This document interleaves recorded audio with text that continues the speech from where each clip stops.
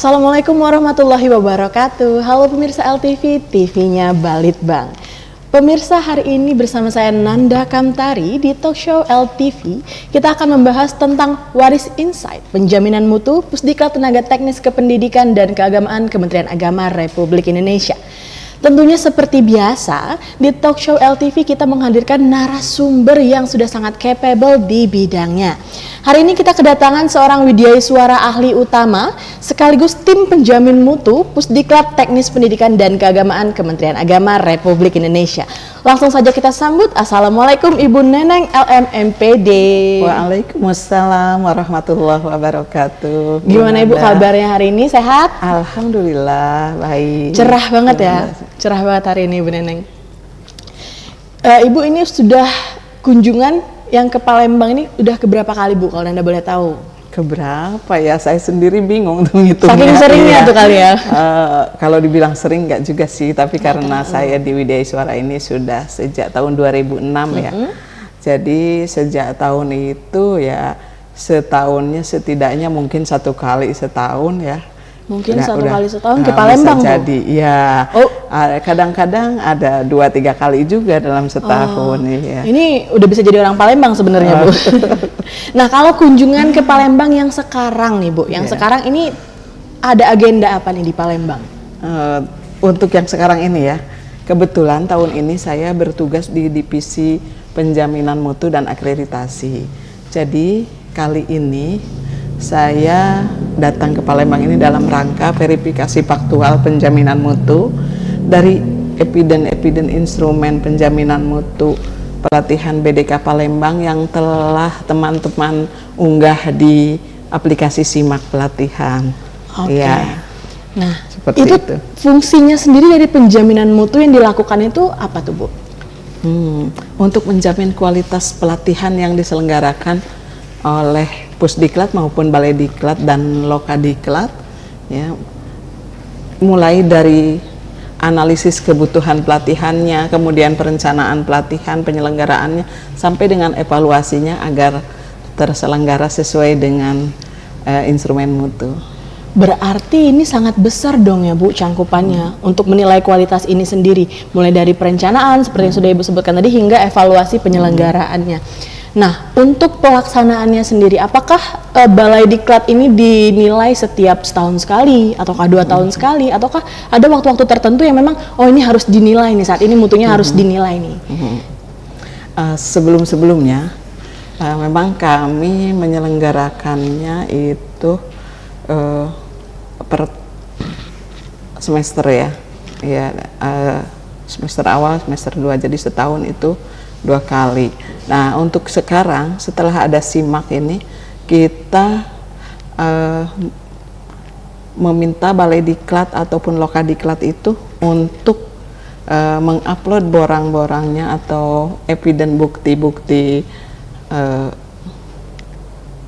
dari pelatihan itu sendiri, dari mulai AKP sampai perencanaan, kemudian pelaksanaan dan evaluasi pelatihan itu diupload di Simak itu selama 4 kali dalam setahun, artinya per triwulan. Jadi Pusdiklat itu sekarang menerapkan sistem penjaminan mutunya per triwulan, itu untuk disimak. Adapun online-nya yang simak itu ya Bu ya? Betul.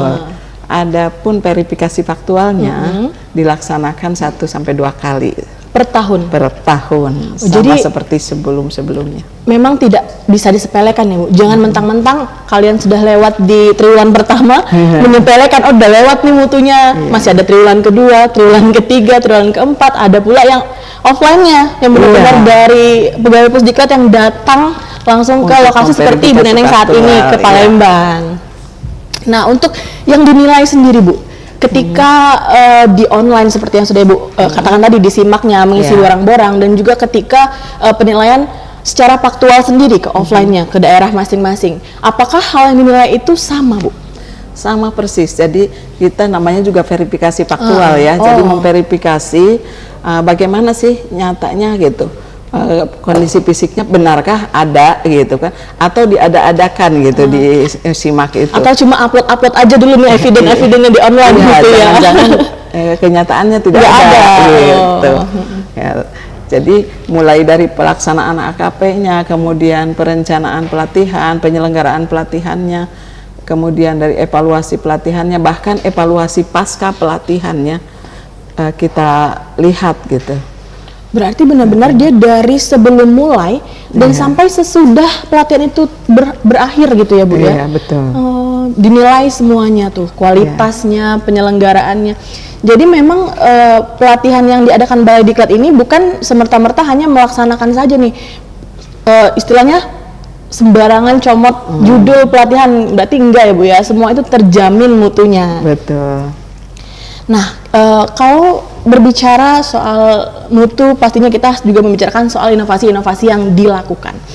Nanda sempat mendengar nih Bu, ada beberapa inovasi di Pusdiklat Teknis Kependidikan dan Keagamaan Kementerian Agama Republik Indonesia. Salah satunya adalah Pintar. Tapi Nanda belum tahu nih, apa sih Pintar Kemenak itu? Boleh nggak Bu dikasih tahu dikit nih sama pemirsa LTV, Pintar Kemenak itu apa sih? Ya, di Pintar itu kita memiliki program MOOC. Ada MOOC-nya juga, ada berarti MOOC, basicnya itu online ya Bu ya? Iya, betul. Jadi sekarang supaya lebih berharap gitu, kita lebih menjangkau seluruh masyarakat di Indonesia ini bisa mengikuti pelatihan gitu, baik di Balai Diklat maupun yang diselenggarakan oleh Pusdiklat melalui MOOC ini gitu. Jadi dan tidak terikat oleh waktu maupun tempat. Oh, jadi dia akan sistemnya tuh bebas diakses kapan saja, lagi ngapain betul. juga kita bisa ikut pelatihan Betul. gitu.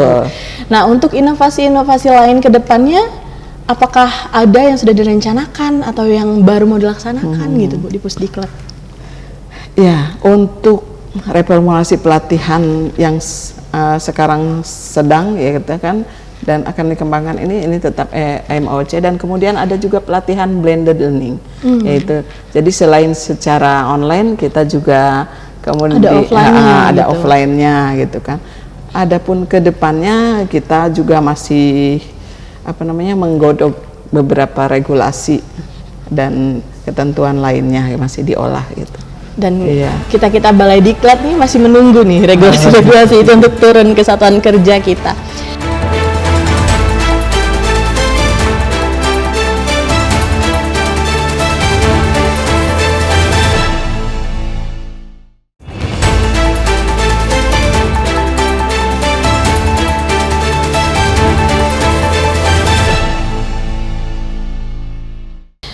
Nah, kalau berbicara tentang semua penyelenggaraan yang ada, semua inovasi yang dilakukan, apa sih yang diharapkan Bu untuk output? Dan tentunya kita tidak berharap melihat outputnya saja kan ya Bu, tentu harus ada outcome yang terjadi gitu. Betul. Kan yang kita dapat. Baik dari segi penyelenggaraan, pengguna, untuk user, peserta semuanya, kira-kira apa tuh Bu?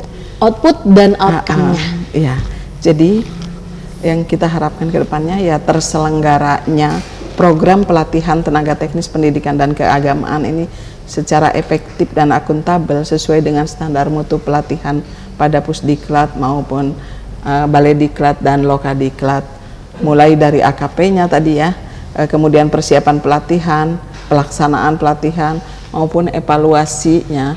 Evaluasi itu sendiri evaluasi program pelatihan maupun evaluasi pasca pelatihannya, iya. Dan terukurnya nilai rata mutu program pelatihan tenaga teknis pendidikan dan keagamaan baik pada Pusdiklat maupun Balai Diklat serta Lokadiklat. Oke, luar biasa. Jadi ini luar biasa sih Bu menurut Anda, kayak Bu Neneng dan rekan-rekan lainnya di tim penjaminan mutu ini berarti sangat bekerja keras ya. Jangan sampai nih kualitas dari segala aspek pelatihan yang diselenggarakan Balai Diklat Keagamaan di seluruh Indonesia bahkan itu turun. Iya. Tetap semangat ya Bu, pasti nggak ada capeknya gitu ya. Untuk itu kepada teman-teman semua baik di Balai Diklat maupun Lokadiklat, terus semangat untuk perbaikan berkelanjutan, semangat berkarya untuk kebermanfaatan.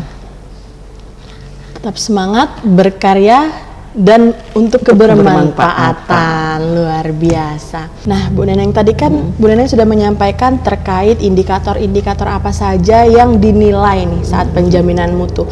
Ada sebelum, yaitu ketika AKP, kemudian penyelenggaraannya, evaluasinya, bahkan sampai di pasca evaluasi itu juga dinilai.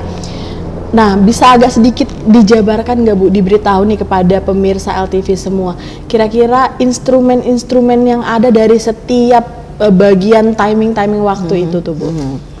Baiklah, sebagaimana tadi sudah saya sampaikan kan yang dinilai itu dari AKP-nya, kemudian perencanaan pelatihan, kemudian pelaksanaan pelatihan dan evaluasi program pelatihan serta evaluasi pasca pelatihan itu sendiri ya. Di AKP atau analisis kebutuhan pelatihan, kita menilai bagaimana sih perencanaan dan pelaksanaan AKP itu sendiri serta keterpakaian hasilnya. Jadi apakah AKP itu sudah terencana dengan baik, maka kami dari tim penjaminan mutu akan melihat ada nggak sih itu program AKP di RAKL milik BDK itu. Bahkan gitu. sampai RKAKL-nya dilihat Iya, berarti ya Bu? betul. Ada RAKL-nya kita lihat, ada RAB-nya gitu. Kita lihat semuanya. Kemudian ada nggak panduannya? Ya. Pelaksanaan AKP itu maksudnya. Jadi tidak nggak ecek-ecek nggak gitu ecek-ecek, AKP-nya. nggak datang-datang aja asal dan nggak berguna hasilnya pun dilihat ya Bu. Iya, kita lihat ada panduannya nggak AKP itu, kemudian ada tim pelaksana AKP-nya gitu kan, ada dokumen hasil laporannya, ya, kemudian rekomendasinya dilaksanakan nggak oleh BDK. Jangan-jangan AKP diselenggarakan tapi pelatihan apa yang dilaksanakan gitu ya, nggak nyambung jadinya. Jadi benar-benar harus nyambung antara di awal sebelum memulai itu AKP, apa hasil AKP-nya dan apa yang dilaksanakan gitu. Ya, berapa persen yang dilaksanakan sampai ke sana. Kemudian untuk selanjutnya Bu, setelah dari AKP, ya setelah AKP kita lihat persiapan pelatihan itu sendiri. Persiapannya ini bahkan sebelum penyelenggaraan ya, berarti setelah AKP itu ada persiapan lagi. Betul. Jadi di persiapan pelaksanaan pelatihan kita lihat bagaimana tahap persiapan pelatihan itu dilakukan, bagaimana tahap penetapan widya iswaranya, gitu. Jangan asal widya iswara, nanti bisa-bisa malah nanti widya iswaranya yang tidak sesuai dengan mata pelatihan yang diampu. Jangan sampai seperti itu. Jadi dari kepanitiaannya nih dilihat, kita Balai Diklat ini menetapkan untuk misalnya pelatihan kepenghuluan. Nah, apakah pengelolanya dalam hal ini kepala balai memiliki MOT, sertifikat MOT gitu, Master of Trainer. Untuk sebagai pengelola kan mesti paham betul apa sih yang harus dilaksanakan dalam pelatihan sebelum gitu kan. nantinya mengelola pelatihan itu Betul. harus menguasai dulu, harus jadi Master of Trainer dulu gitu sebelum jadi trainer. Kemudian para penyelenggaranya alias panitia juga harus memiliki sertifikat TOC. Iya. Jadi nggak bisa semua mentang-mentang pegawai BDK kamu jadi panitia, nggak kayak gitu ya Bu ya? Tidak bisa. Harus memiliki sertifikasi yang sudah sesuai dengan apa yang dibutuhkan. Betul. Jadi ada MOT-nya, ada TOC dibuktikan dengan sertifikat. Harus diupload semua aja gitu. Betul, tidak boleh ngaku-ngaku aja. Tidak boleh bohong. Iya, tidak boleh ngaku-ngaku. Jangan nakal ya, jangan bohong. Iya. Kemudian Bu untuk tahap selanjutnya masih pelatihan, masih persiapan nih. Banyak memang yang harus dipersiapkan ya Bu ya. Betul. Kan pelatihan itu dilaksanakan bukan hanya sehari. Nah, jadwalnya harus ada. Dari jam berapa pagi sampai jam berapa sorenya gitu. Kemudian jumlah jam pelatihannya berapa jam, sesuaikan dengan kurikulum. Jangan-jangan di kurikulum 60 jam, pelatihan yang dilaksanakan hanya 20 jam. Itu berarti tidak sesuai, tidak berkualitas. Nah, maka kita lihat juga itu, diunggah tuh, disimak kurikulumnya dan juga jadwalnya. Berarti harus dilihat. Sertifikat, kurikulum, jadwal itu semua masuk di tahap persiapan. Iya. Kemudian ketersediaan bahan pelatihannya. Bahan pelatihan yang dimaksud ini seperti yang bagaimana Bu? Ada bahan ajat, bahan tayang, kemudian RBPMD dan RP-nya, kemudian lagi ada video pembelajaran, ada alat peraganya, gitu kan. Itu harus sudah dipersiapkan semuanya. Berarti seharusnya apa yang sudah dilaksanakan ketika diklat itu semuanya sudah ready saat sebelum pelaksanaan diklat itu. Betul. Itu yang dinamakan pelatihan yang berkualitas. Berkualitas, gitu ya. iya. Oke, setelah bahan nih Bu, apalagi Bu? Widya Iswaranya tadi kan, tadi saya sampaikan itu bagaimana menetapkan Widya Iswara.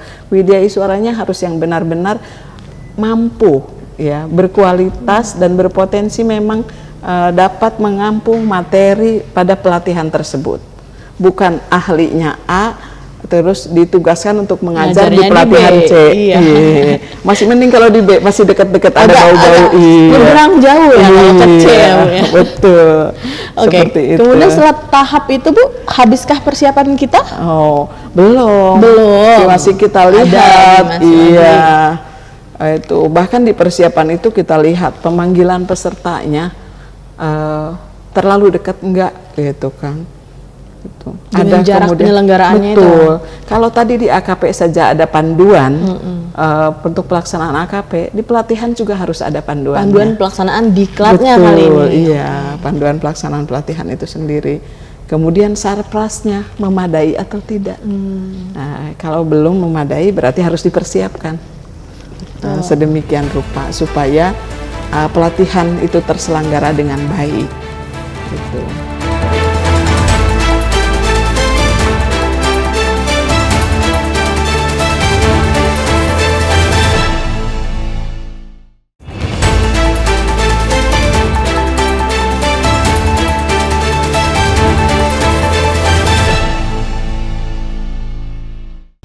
Kemudian untuk di pelaksanaan, Kita sudah masuk ke pelaksanaan. iya, Oke, di pelaksanaan apa di indikatornya? pelaksanaan kita lihat SOP check-in-nya ada nggak? Oh, sampai ke Gitu, SOP-nya itu harus iya. ada semuanya. Betul. Kemudian di SOP tersebut dilaksanakan apa enggak?